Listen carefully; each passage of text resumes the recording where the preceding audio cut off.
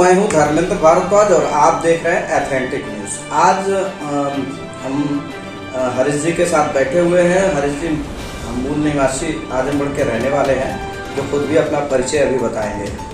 और हरीश जी से हमारी एक खास मुलाकात हुई और ख़ास बात होगी हमारी। हरीश जी से सबसे पहले मैं चाहूँगा कि हरीश जी अपना एक परिचय बताएं। नमस्कार साथियों, मैं हरीश राजभर, विश्व राजभर हेल्थ फाउंडेशन राष्ट्रीय प्रमुख महासचिव और ऑल इंडिया आरक्षण राजभर समिति के राष्ट्रीय अध्यक्ष बनाए गए हैं मुझे, जो कि 19 संगठनों का समर्थन प्राप्त है। धर्मेंद्र जी और मैं आपका बहुत बहुत धन्यवाद देता हूँ एथेंटिक न्यूज से। जी, ये जो मुहिम आप चला रहे हैं, ये कहाँ तक मुहिम आपकी आगे बढ़ी है और कहाँ तक जाएगी, इसके बारे में थोड़ा सा हमारे दर्शकों को बताएंगे तो अच्छा लगेगा। तो आप ये जानना चाहते हैं कि हमारी आगे की रणनीति क्या है? हाँ, और आरक्षण से संबंधित जो मुहिम चला रहे हैं वो कहाँ तक जाएगा और क्या क्या आपकी रणनीति है, इसको मैं हमारे दर्शक और हमारे स्वजाति बंधु जानना चाहते हैं। साथियों और हमारे पत्रकार धर्मेंद्र भाई जी, आपको हम देखिए स्पष्ट, हमने कोई भी काम किया तो हमने पर्दे में रख कर के काम नहीं किया। समाज के प्रति जो कि हमारी भावना यही रही है कि हमारा पिछड़ा और ये वंचित समाज आज 73 वर्षों से आज हम अपने हक और अधिकार के लिए लड़ते चले आए हैं दिन प्रतिदिन। उसमें हम रोजमर्रा की जिंदगी में हमारा जो परिवार है, जो मजदूर वर्ग का परिवार है, जो अति पिछड़ा हुआ गरीब वर्ग है, उस पर किसी मंत्री और नेताओं ने काम नहीं किया। आज हमने विधायक बनाए, मंत्री बनाए, सांसद बनाए, लेकिन हमारा समाज ने आज तक कोई जो न शैक्षणिक व्यवस्था में हम लोगों को कोई स्थान मिला है, न नौकरी में मिला है, न किसी चीज की भागीदारी में मिला है। राजनीतिक भागीदारी मिली भी है तो समझ लीजिए कि वो किसी काम का नहीं है। या तो वो पिंजरे के तोते की तरह रहते हैं, पार्टियों में जाकर समाज के लिए समाज की बातों को सदन में नहीं रखते हैं। आज इतने वर्षों से 25-25 साल से लोग सांसद और विधायक बन करके बैठे हैं। ये कारण है कि उन लोगों ने काम नहीं किया, तो आज हमारे जैसे छोटे मोटे नेताओं को, छोटे छोटे कार्यकर्ताओं को, संगठन के लोगों को मजबूरन सड़कों पर उतरने का काम करना पड़ा। 2 तारीख को, अभी 2 दिन पहले हुआ, आप देखें कि धरना प्रदर्शन में 106 लोग आए थे, क्षमा करना 106 लोग आए थे। मैं उन तमाम क्रांतिकारी साथियों का धन्यवाद देता हूं कि जो अपने पैसे से, अपने खर्चे से जिन्होंने घेरने की कोशिश तो की। विधानसभा हमें रोक दिया गया, ये तो रोकना पुलिस का काम है, वो रोकेगी।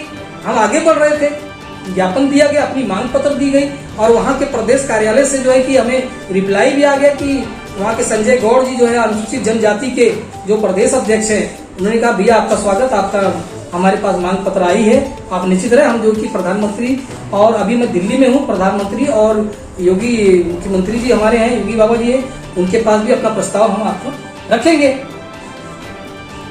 तो ये आप किस चीज की मांग कर रहे हैं? देखिए, हम मांग ये कर रहे हैं कि हमें एसटी का दिया जाए। अब पूरे भारत में 2 तरह की लड़ाइयाँ लड़ी जा रही हैं। एक तो अनुसूचित जाति के लिए लड़ाई लड़ी जा रही है और दूसरा अनुसूचित जनजाति के लिए। तो ऐसे में लड़ाई हमारी कहाँ तक जाएगी आगे? देखिए साहब, लड़ाई में अगर कोई व्यक्ति लड़ता है तो पहले तो मैं उसका स्वागत करता हूँ। वह चाहे एससी का लड़ता हो, चाहे ओबीसी का लड़ता हो, चाहे एसटी का लड़ता हो, मुझे किसी से परहेज नहीं है। लड़ाई हमारी सरकार से है। आप इतना दम लगा दीजिए कि हम लोगों को लेकर के हम उसको छोड़ दें और अपने समाज को उपहार दें। सरकार जो है आप लोगों के साथ छलावा कर रही है। सरकार को क्या है, पहले कांग्रेस की सरकार थी, उसने छलावा किया। उसके बाद में मायावती जी, बहन जी की सरकार आई, उन्होंने छला। उसके बाद मुलायम सिंह जी की आई, अखिलेश जी की आई, सबने तो सिर्फ छलने का ही काम किया है। साहब, हमें दिया क्या है? ओनली फॉर वोट दो। कब तक हमें भी ब्राह्मणों की नीति की तरह, जिस तरह से छत्तीसगढ़ और एमपी के अंदर में उन्होंने नोटा दबाया और 72 घंटे के अंदर में उनको न्याय मिल गया, उनको अपना हक और अधिकार मिल गया, आरक्षण ले लिए 10% का। हमारे समाज के लोग इस बात को नहीं समझेंगे। हमारे समाज के लोगों के ऊपर अंधभक्ति का चश्मा लगा हुआ है।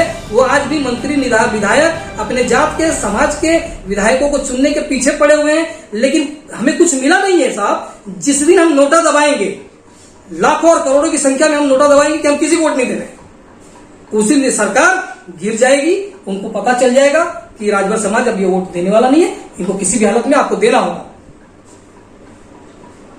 हक अधिकार देना होगा। तो अपने हक अधिकार की लड़ाई के लिए आपने सुना कि हरीश जी ने क्या बताया। आपका भी बहुत बहुत धन्यवाद धर्मेंद्र जी, जो आपने हमें समाज के बीच में हमारी बातों को रखने का मौका दिया है। हम चाहते हैं कि मेरे समाज के लोग अधिक से अधिक इसे देखें और हमारी भावनाओं की भी कदर करिए साहब। मैं आपके लिए रात दिन में चलता हूँ, 1 मिनट भी आराम नहीं करता हूँ। अभी मैं ब्लड देकर आ रहा हूँ, परसों धरना प्रदर्शन में था और आज मैं ब्लड देकर आ रहा हूँ। तो मैं गुजारिश करता हूँ कि बहन, बेटी या बच्ची या किसी को भी अगर ब्लड की आवश्यकता लगती हो तो कृपया आप लोग अधिक से अधिक चढ़ बढ़ करके हिस्सा लीजिए। मैं हर 3 महीने में ब्लड देता हूँ।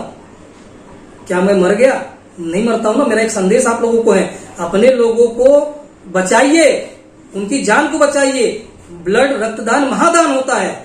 आपके पास यही एक चीज है कि आप किसी को कभी भी आप दे सकते हैं और अपने लोगों की जान बचा सकते हैं।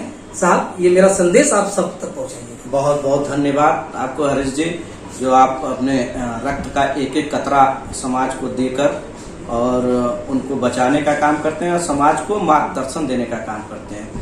और बहुत ही अच्छी बात आपने बताई कि एससी हो या एसटी हो या किसी तरह की लड़ाई हो, उसको लड़ी जाए और लड़के और जीती जाए। पहला मुख्य उद्देश्य यही रहे कि लड़ाई को जीती जाए। तो बहुत अच्छा लगा, बहुत बहुत धन्यवाद आपको और शुभकामनाएं। आप इसी तरह आगे चलते रहें, समाज की सेवा करते रहें और समाज के लिए अग्रसर